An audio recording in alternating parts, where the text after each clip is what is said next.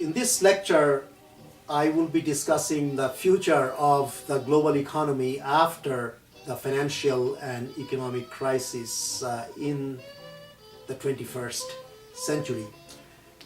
I will do this by discussing two books, both quite popular, especially the book by Paul Krugman, which is quite emphatically titled End This Depression Now, and another book on the global economy, which is somewhat pessimistic, by Jeff Fox, called The Servant Economy.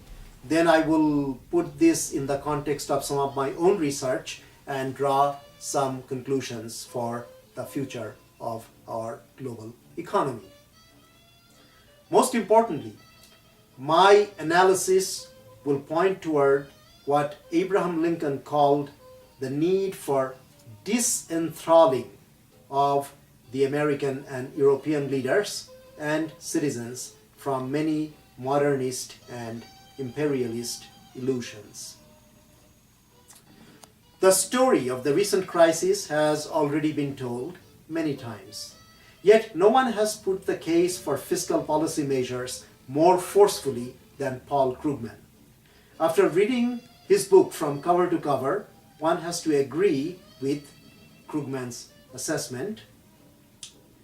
Despite the initial bafflement as the world economy was hit by the biggest financial crisis since the Great Depression of the 1930s, by now there is broad agreement on the underlying causes of the crisis. Banks and financial institutions indulged in excessive leverage and excessive risk-taking, while regulators did not provide an adequate regulatory framework. In the US, the proximate causes also included the Fed policy under Alan Greenspan of supporting an artificial housing boom after the bursting of the stock market bubble earlier, and this was done through low interest rates and lax regulations in the housing and financial sectors in particular. Through various channels, the crisis was transmitted to other sectors of the economy and to nations across the world, leading to significant human development impacts on the poor and vulnerable. As the Stiglitz Commission report, the report of the Commission of Experts of the President of the United Nations General Assembly on reforms of the International Monetary and Financial System, that's the long official title of this document. As the Stiglitz Commission report, among other sources, emphasizes, the deeper causes relate to historic reversal of post-depression checks and balances of national and global economic governance. According to this report, the standard policy nostrums that countries should have sound macroeconomic policies, strong governance, transparency, and good institutions may be less than helpful. Countries that held themselves out as models of best practices have been shown to have had deeply flawed macroeconomic policies and institutions, and to have suffered from major shortfalls in transparency. Against this backdrop, there have been many calls for changes in the global financial and economic governance architecture that would lead to a more stable and less risky international financial system. For example, internationally, there is a momentum around Basel III, a package of proposals to strengthen global capital and liquidity regulations. The United States government and various EU countries had introduced legislation aimed at reforming financial institutions under their respective jurisdictions. Krugman's book plays on many registers, from the domestic scenes of economic incompetence to the European crisis and the tragedy of the Austerians, as he calls them.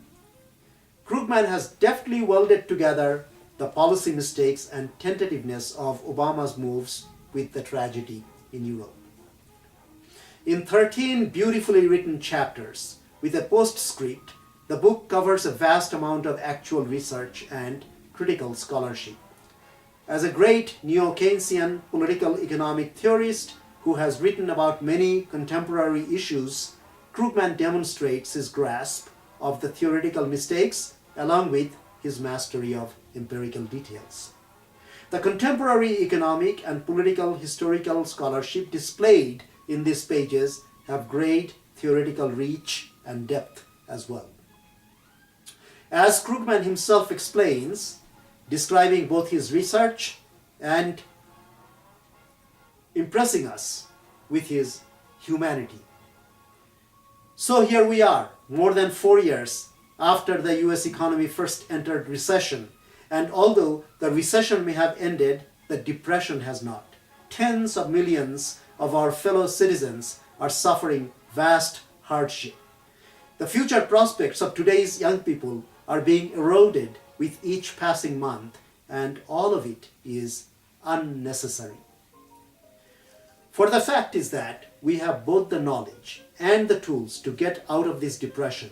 We could get back to full employment very fast, probably in less than 2 years.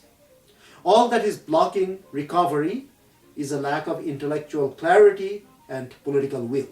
And it's the job of everyone who can make a difference, from professional economists to politicians to concerned citizens, to do whatever he or she can do to remedy this lack. We can end this depression, and we need to fight for policies that will do the trick starting right now. This is what we read on pages 229 and 230 of his book. It is important to remember when reading Krugman's book that he really has done painstaking contemporary historical research. But he does not pretend to be looking at these events with some artificial scholarly objectivity. Rather, what he shows is a kind of moral objectivity that celebrates the struggle for freedom of ordinary citizens, because this type of moral and economic realism can offer arguments for the existence and validity of freedom for the citizens of every country in our world. More importantly, freedom is a human concern, and all humans, regardless of their origins, race, or gender, have an equal moral capacity for freedom. The tragic irony is that the moral turpitude and intellectual cowardice of the policy advisors and politicians may be opening the doors to great instability and unfreedom in our world. This is the kind of morally relevant economic analysis that Krugman, Amartya Sen, and many others, including the present writer, practice and defend. Jeff Fox pushes these themes much farther by focusing not just on short-term fiscal policy issues, but mainly on a complex set of issues related to the economic decline of the middle class and the erosion of democracy in America. As Fox perceptively points out, a careful look at the evolution of the US economy since the 1970s can give us an insight into how much underlying conservative preconceptions, often not even articulated since these are taken to be common memories and common sense, and certainly never criticized, continue to dominate scholarship, shaping our intellectual disciplines and our assessment of economic well-being in America. Fox ably questions such prejudices. He does so with both great intellectual rigor and coverage of contemporary research. Chapter 1 in his book sets the groundwork and describes the sharp decline of living standards for ordinary Americans. It also points out the march of folly in American policymaking. It criticizes, with a note of urgency, the self-deception of many Americans and the deception of the middle class by the ideologues of the wealthy. Fox declares poignantly, hope is not a strategy.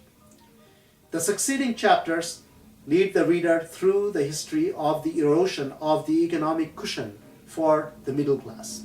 As the book uncovers with great care, this decline has been hidden from view by a well-orchestrated ideological campaign by the right. However, the follies discussed by both Krugman and Fox have led to a great despair, and both right-wing Tea Party movement and the left-wing Occupy Wall Street movement. Fox does point out the naivete and disorganization of the left and the opportunism of the Democrats remorselessly, because he also leads the reader through a deep analysis of the causes. This exercise is not as heartless as it may seem. There are numerous insights in both the books, but for me, the last chapter of Fox is the most inspiring of all. This chapter begins with the trenchant critique of the American governing class and its unwillingness to change things. But it ends with a realistic political agenda, centerpiece of which is a long-term movement for a constitutional amendment to limit campaign spending and also prevent private corporations' domination of public life in America. Launching such a movement will be hard, but so are the realities all over the world. If the world is to recover from economic and political decline, deepening of democracy is the only realistic option. Tepid, half-hearted moves will not lead even to temporary recovery, as Krugman points out. The rise of right-wing populist movements in the US and Europe will present a real danger of fascism and barbarism. Both these books perform exemplary tasks by analyzing the looming dangers and offering ways of saving global capitalism from itself. With these books as the background, I will now discuss the deeper aspects of the current situation and some possible ways out. The global economic crisis of capitalism, as we know now, is far from over. The summits that are still being held periodically and the buzz from the finance ministries of the G20 are further pieces of evidence that the leaders of the global capitalist system are shaken by the unexpected depth and breadth of this crisis. Yet, they are seemingly powerless to do anything. What are the lessons ordinary people from all over the world should draw while business and political leaders ponder their own courses of action? The historic electoral victories of Barak Obama created high expectations of progressive change in the US and the world. As a president, Obama certainly has shown some courage with a vision and the same organizing capacity that helped him score his two unprecedented victories to the presidential office. However, it is a good question as to what his limits are, not just politically, but also in terms of vision and understanding of the world economy. The $787 billion stimulus package, in spite of all the earmarks, was still a sign of Obama's determination to do the right thing when the crisis was very deep indeed. But after winning in 2012, 2 years now into his second presidency, how far is Obama willing to go? Or more to the point, does he understand the deeper reasons for the fix the world is in? Unfortunately, the answer to the first question seems to be not very far. And the answer to the second question is that his understanding is perhaps not what it needs to be in order to solve the deep crisis that we are in right now in cooperation with the rest of the world. After decades of arrogant abuse of political, military, and economic power, the US in particular faces an uphill task to undo the errors of the past and to build for a better future for all. The good news is that with determination and a genuine flowering of democracy here, and with the discontinuation of US imperial strategy abroad, the present crisis can be addressed from a long-run perspective. And we can create a prosperous, sustainable green economy. This transformation can begin with a green public investment program and a disengagement from imperialist practices abroad.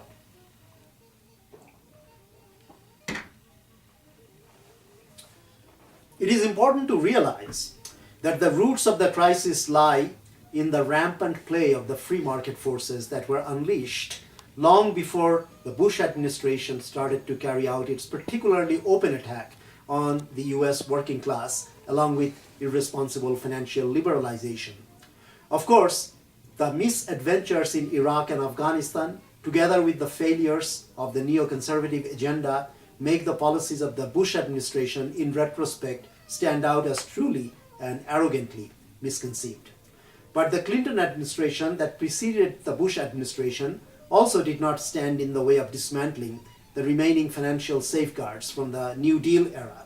Politically, it also pursued a neoliberal imperialist policy abroad. Several political and economic factors contributed to the current depression and global instabilities. The relative decline of the US political and economic power in the 1970s led to the dismantling of the post-war Bretton Woods system of fixed exchange rates and global management of the world economy through the IMF and domestic policies for growth in the member countries. IMF itself was transformed from an agent of maintaining global economic stability and prosperity to a dogmatic enforcer of neoliberal policies in developing countries. The room for discretionary macroeconomic policies for demand management and the creation of full employment shrank drastically. The draconian package of contractionary policies was presented as a recipe for expansion of these economies in an ironic and cruel gesture. In fact, the economic rhetoric was a cover for opening the vulnerable developing economies for further exploitation by the US, European, and Japanese capital, finance capital in particular, and their junior partners. The successes of the 80s in forcing this anti-people imperialist agenda led the US policy pundits in particular to believe that a deregulated, largely privatized economy could be sustained indefinitely. The stock market booms and accumulation of private wealth at the top seemed to be proof of the efficacy of these ill-conceived policies. The dismantling of public institutions of economic management, coupled with the ideological incantations of the virtues of the so-called free market, led to a smug acceptance of the kind of situation that prevailed before the Great Depression of the 1930s.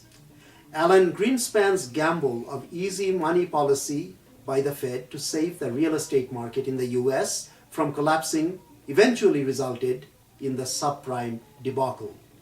The rest, sadly, is now all too recent history. So where are we now? The United States and the rest of the world are still on the brink of a depression, as Krugman correctly and bravely, especially for an economist, points out, even with a tepid recovery. One that may last for years unless the governments around the world, particularly the US, take decisive action to overcome the current conditions. With effective public policy, the conditions could be mitigated so that it does not turn into the massive financial meltdown and economic disaster like the Great Depression of the 1930s. However, the collapse that is already upon us could potentially be just as devastating unless rapid and thoughtful steps, coordinated globally, are taken. So, the problem in the US, although official unemployment rate is declining, still is a serious one. In Europe, of course, the unemployment rate, even official unemployment rate, is still much, much higher and doesn't seem to be anywhere near being resolved. It should also be pointed out that the official unemployment rate is derived by ignoring some important factors, such as the differences between part and full-time work, discouraged workers who have dropped out of the labor force, etc. The overall effect is to understate the true unemployment rate, which may perhaps be over 10% in the US. One thing we do know is that recent statistics revealed to us that there has been a decline in labor force participation in the US. And there may be long-term demographic factors at work here, but the impact of the economic downturn can also not be ruled out, especially since this one has been so deep and so discouraging for workers over the age of 40 in particular.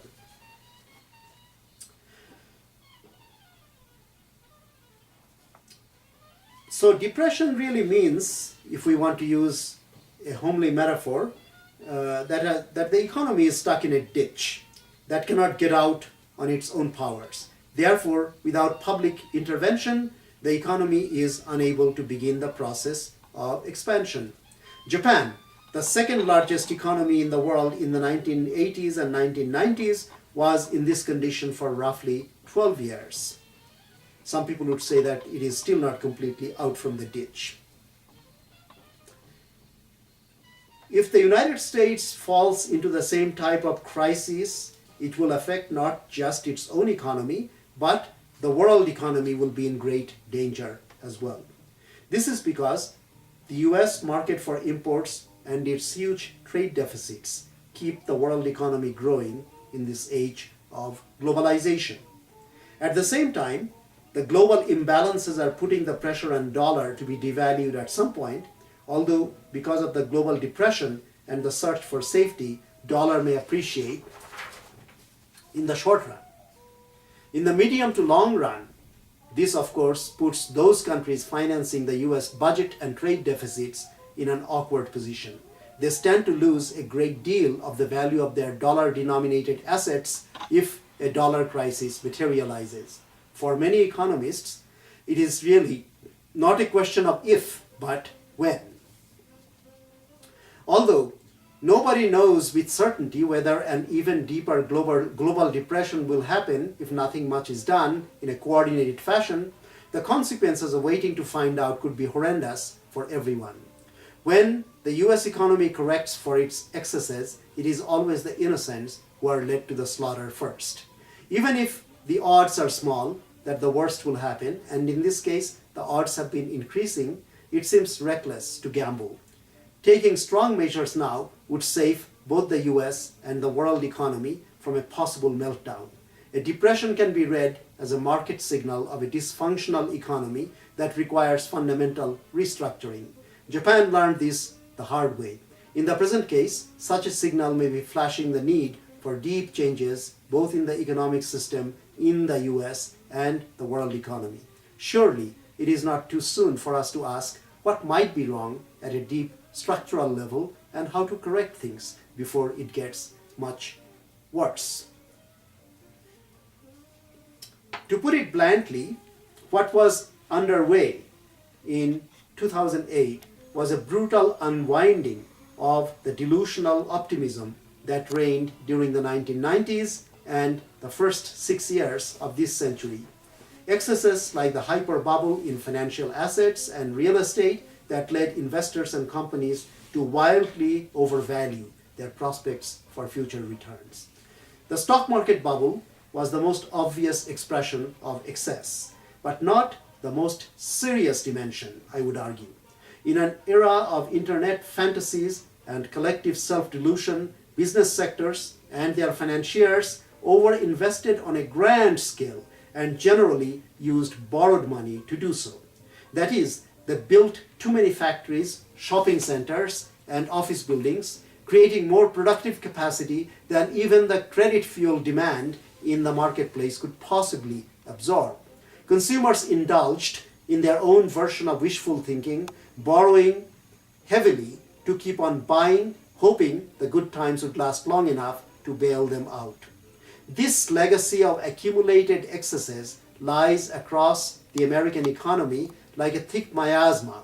Overcapacity in production, overpriced financial investments, mountainous debt burdens for corporations and households. All this has resulted in a deepening reluctance to invest or to consume. Personal debt now far exceeds disposable income. Manufacturing is still operating far below its productive capacity, greater idleness than during the 1990-91 recession. For producers in high technology sectors, the situation actually is even more volatile.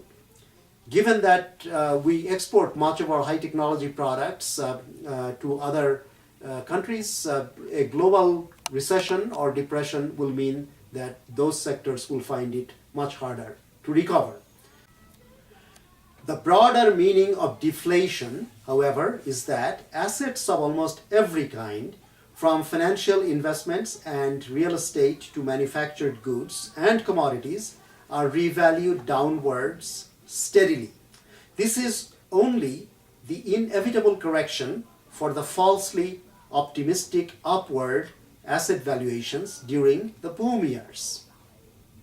The overvaluations in the United States caused global damage because the bubbles were transmitted worldwide through trade portfolio investments, particularly securitization of subprime loans and the hyperactive energies of global investing. The development of a largely unregulated derivatives market added much fuel to this destructive fire of global finance. The logic of the current and immediate past interventions can be described briefly. In broad terms, the government has the power to intervene on three fundamental fronts to improve the economic conditions. First, the Federal Reserve can deliberately induce price inflation to counter the deflationary forces and excite what Keynes called the animal spirits of business leaders. Rising prices will also automatically ease the debt burdens of borrowers by diluting money's real value. That is why creditors always adamantly oppose inflation. Second, Congress and the White House can simultaneously launch a major stimulus program composed of public spending and quick-acting tax cuts, as Stiglitz and others have advocated. Whether the money builds schools and highways or hires more school teachers, it creates new jobs, incomes, and business activity. And the more money is given to lower income groups with higher marginal propensities to consume, the better it is for the overall economic growth of the economy. However, the steps that we have taken towards increasing government expenditure have been tepid and not directed really to the lower income groups in particular. Another issue here, of course, is the dysfunctionality of our political system, where in the name of starving the beast, many of our legislators are adamant on not letting the government pursue a constructive fiscal policy. So this is a real political roadblock for the United States in particular, and therefore is bad news for the global economy as a whole. But let me discuss something more positive. If the fiscal policy steps and monetary policy steps are insufficient, the government can intervene more directly and manage a substantial liquidation of debt burdens, either arrange ways to write off failed loans, as it did in the savings and loan crisis of 1980s, and to some extent more recently during the current crisis, or create more lenient terms for the indebted companies and households, much like a banker's workout for a financially troubled firms. This too, to some extent, has already happened. The alternative, doing nothing, as some are advocating, will have meant allowing events to take their own course towards the self-destruction of a complex economic system.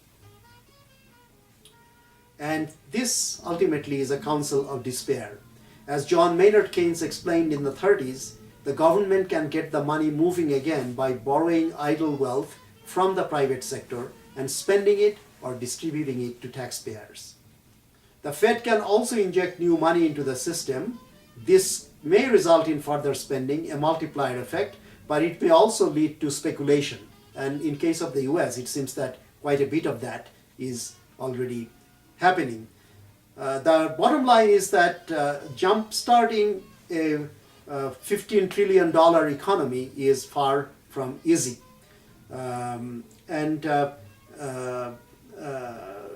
Now we are really at a crossroads. We can become Austerians, as Krugman calls them, or we can actually try to become a more democratically inclined, more people-oriented government. And the good news is that money spent carefully with adequate monitoring on green development projects will create more jobs than other investments.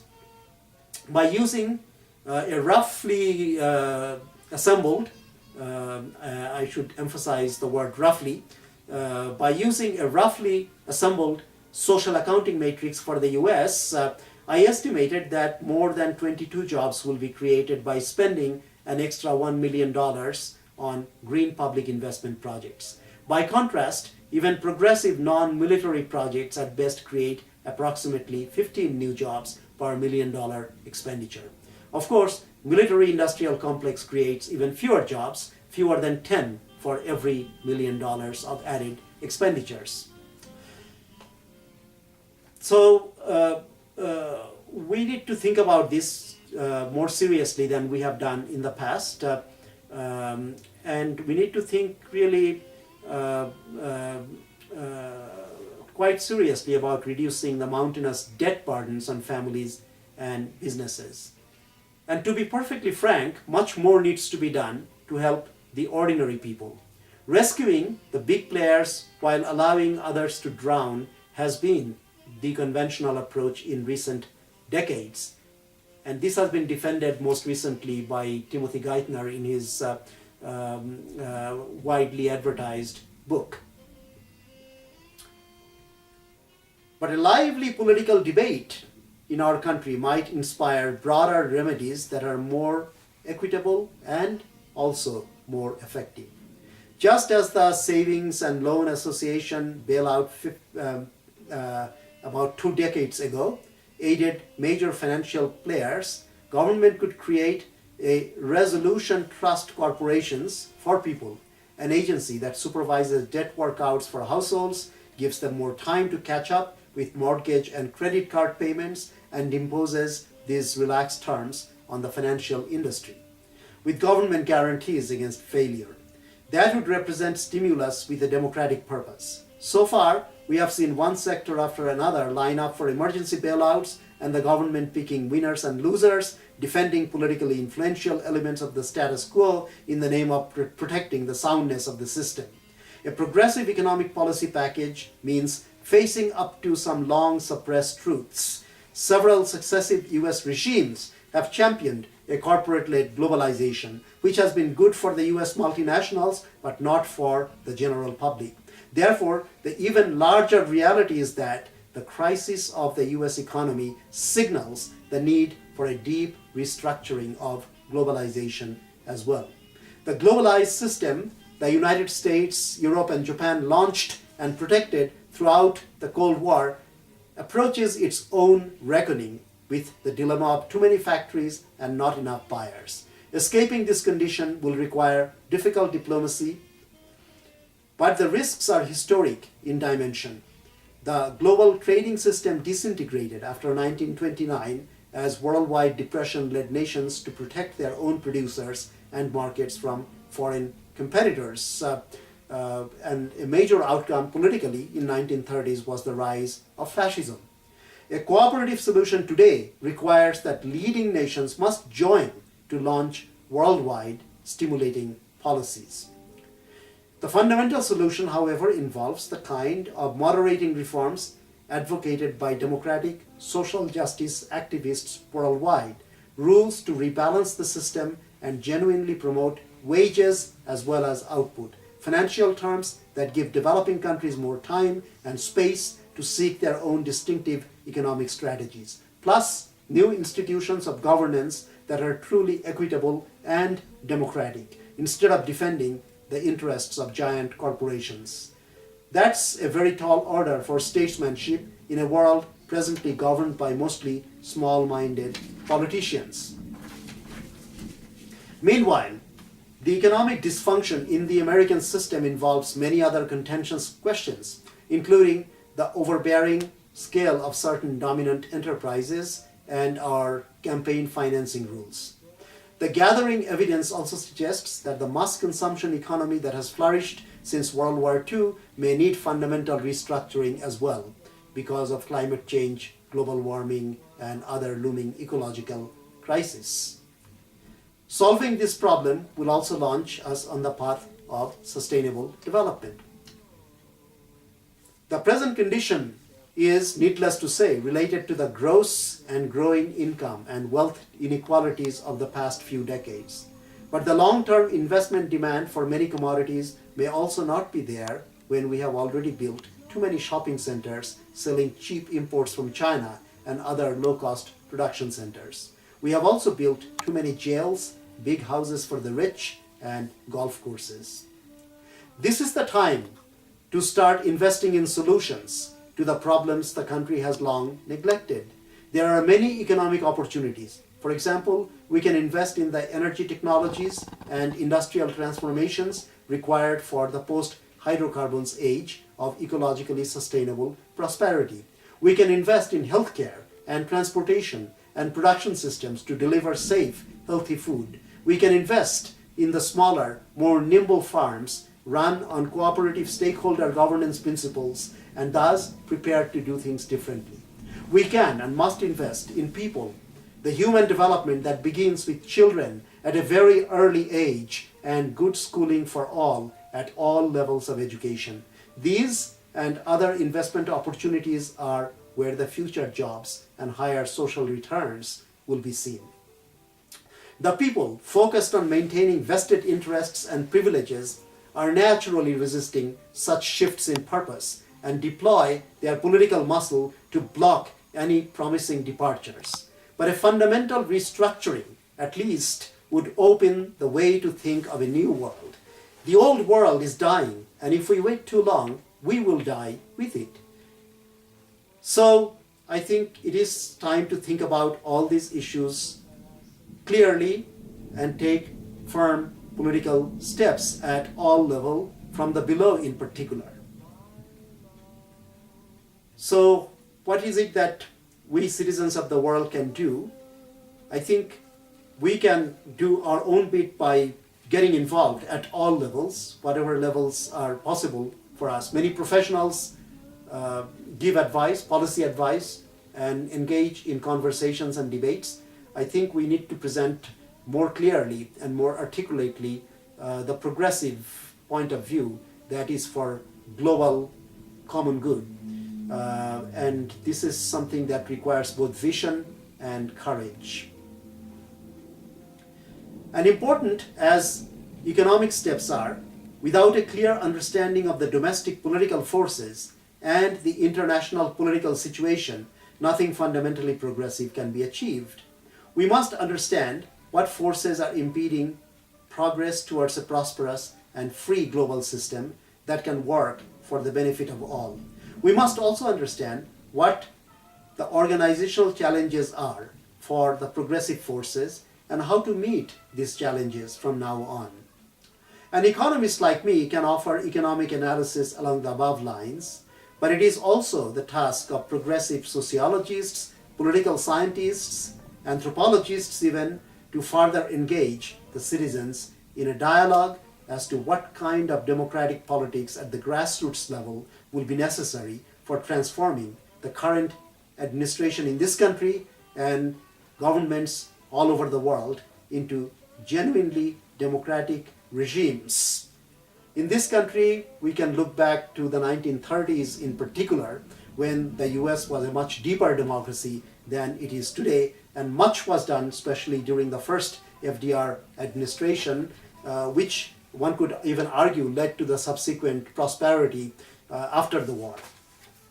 So my final point is that nothing short of a global New Deal will get the world economy out of the current crisis. In order for this to come about, a new global social democratic movement for deepening economic and political democracy is an urgent necessity. Thank you.